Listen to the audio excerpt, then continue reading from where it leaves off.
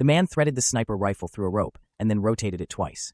A simple but effective stabilizing stand was now ready. Jack then aimed at a watermelon in the distance and pulled the trigger. Although he hit the target steadily, the bullet trajectory was slightly off to the left.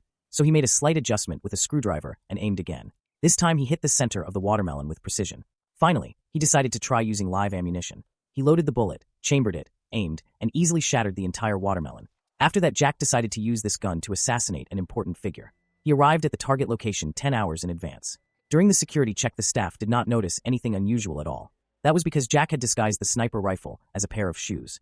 Although they looked completely ordinary, they had a deadly weapon inside.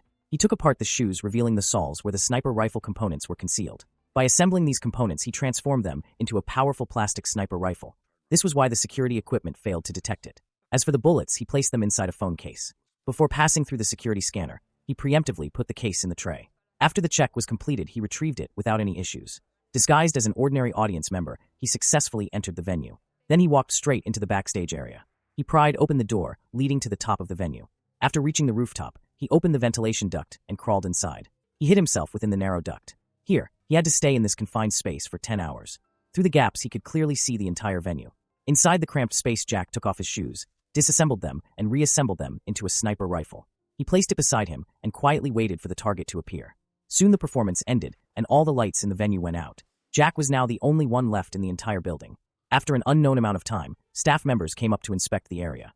This was a sign that the target was about to arrive. At the entrance of the venue, the security team had upgraded the access system and deployed additional guards.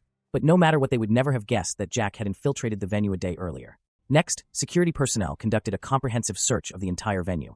Even the gaps between the seats were carefully examined.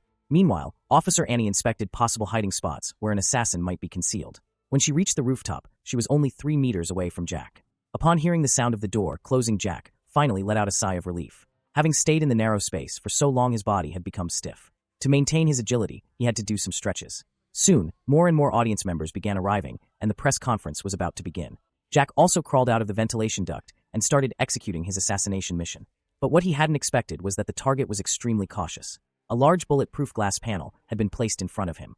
If Jack fired recklessly, he would only end up failing. Thus, Jack remained still, patiently waiting for the perfect moment to shoot.